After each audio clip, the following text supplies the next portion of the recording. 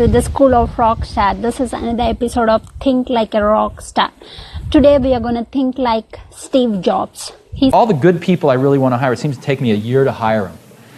And it's always been that way, even at Apple. Some of the best technical people or whoever, it always seemed to take me like a year to pry them out of HP or wherever. And it took me over a year to hire. I think Mike has the award. You're about a year and a half. And they're all worth it. What happens is I usually meet somebody that is really good, I think is very, very good, and you can't get them, and then you go try to find other people, and nobody measures up. You know, when you meet somebody that good, you always compare them to this one person, and you know you're going to be settling for second best if you compromise. And I've always found it best not to compromise. Here I am, an 18-year-old, young man, got into the University of Southern California. I go in for my first internship interview at the management company that manages Will Smith. I'm literally about to get my foot in the door, and at the end of the interview, the lady says, "Devon, is there anything else you want us to know?" And right there, God is speaking in my ear. He said, "Tell her about the Sabbath." Now, you must understand something. As a Christian, I grew up observing Sabbath. So Friday night sundown through Saturday night sundown, I don't work. It's the day that I take off for observance, rest, and restoration. And I'm there in the internship interview, about to get my foot in the door of Hollywood, and God says, "Tell her about the Sabbath." I said, "Lord, after I get the internship, I'll tell her all about the Sabbath."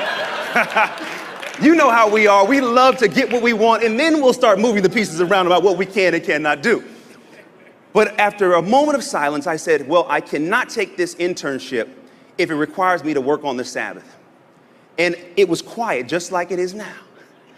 And after a moment of silence, she said, "Devon, don't worry, we can work around that." What that taught me in that moment is that it's not about just the door of opportunity opening in your scene. It's about how you walk through the door. Because every door that opens that does not allow you to fit your faith in who you are, I argue it is not a door to go through. You have to understand that when you are walking in your path and you are walking in the movie of your life, the scenes in your life will conform around you if you have enough faith to be exactly who God created you to be. I don't buy into this idea that you have to compromise who you are, compromise what you believe. As a matter of fact, be even more bold in who you are, more bold in who you believe, because you are the hero of your own story. And if you don't believe your story, guess what? Ain't nobody else going to. Says, don't settle. Don't settle for second chance. Don't settle for second best one. Too often what we do in life, we settle for small things. Like in business or in life, we settle for okay employees, we settle for okay business ideas, and we settle for okay life partners. Like sometimes we get like a many great ideas, but what we do, we are afraid of taking that bold step, and we settle for okay business ideas. So what you need to do, like when you settle for something okay, then you are giving up on something great for something small or something okay. So don't give up on something great. You need to try, like because and also don't the perfectionists out there, don't take it as an excuse. Don't wait for an perfect information or something that need to be perfect for you to start. But you need to take action, then only you will know what's right and what's wrong. I strongly believe that planners need to do more action, and doers need to plan more. What's the thing? Planners need to do more and doers need to plan more. So planners, you are very perfect at planning, but you need to take action. You need to take action. Don't take it. Take this message as an excuse. Don't as Steve Jobs said, don't settle for okay things. Then don't take it an excuse. Like don't see it in. You have to see that message in the other side of the coin. Planners need to do more, and doers need to plan more. So the best example, the best experience I can share from my life is that what I didn't settle for the thing that I want in my life is, like, after my undergraduation, my brothers and my father, my family, they asked me to get married. They asked me, and I said no. I have to study more. I want to study more. So I didn't settle there. I'm not a normal girl. I have so many aspirations and so many big goals to become an entrepreneur, because I'm like, since the childhood I have the dream of becoming independent and becoming something, and I want to make a difference. I want to make the world better place. Because I want to make my legacy to see for the next generations. Even if I do wrong, I am bold. I'm like confident enough to say that I did wrong, but I'm not. I didn't did it like for the second time. I made the changes. I make the changes, and I did the best the next time.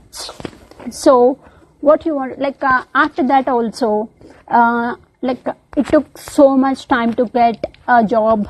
I did like mass MTech there, and I stopped in bit, like after 6 months. It usually be 2 years, but I stopped it. Like I didn't like it. I feel like it's not right for me. So then one day my father asked, "Are you interested to go to study in US?" I said yes, because I don't have that confidence. We don't have that money too, but I feel that right, because I want to be something different other than my family members. I want to make the difference. I don't want to be rich or something else. I want money, but I don't only want money. I want to make the difference. I want to create the legacy for the next generations. That's what I'm learning here in US. I'm being more confident. I'm taking that bold steps. I'm using every opportunity that I get, and also creating an opportunity to become a rock star in my life. Because what I can say is, like, I don't have like if I'm the old version of me, I will wait for my family permission to start this YouTube channel or to start something on Instagram. But now I didn't, because I feel that it is right and I'm doing it right. Like, but I didn't told them, but I told one of my friend in my family and couple of my friends. So I believe I'm doing it right.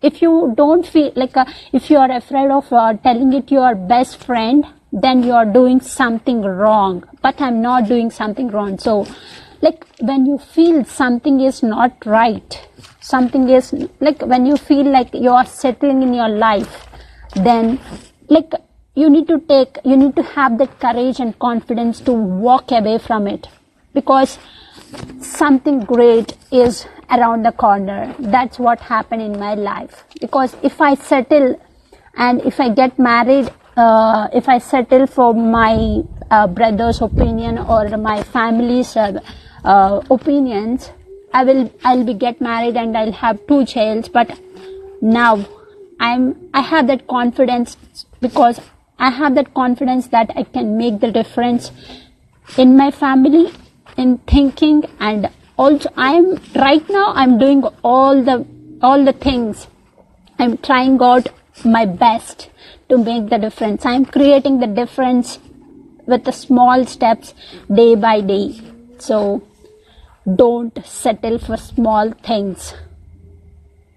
But you need to try something new. You need to try, even if you feel like it is an okay idea. But first, don't underestimate it. You need to try it. If you feel that it's not for you, then you should go. You should walk at. You have to have that courage and confidence to walk away from it, because something greater is.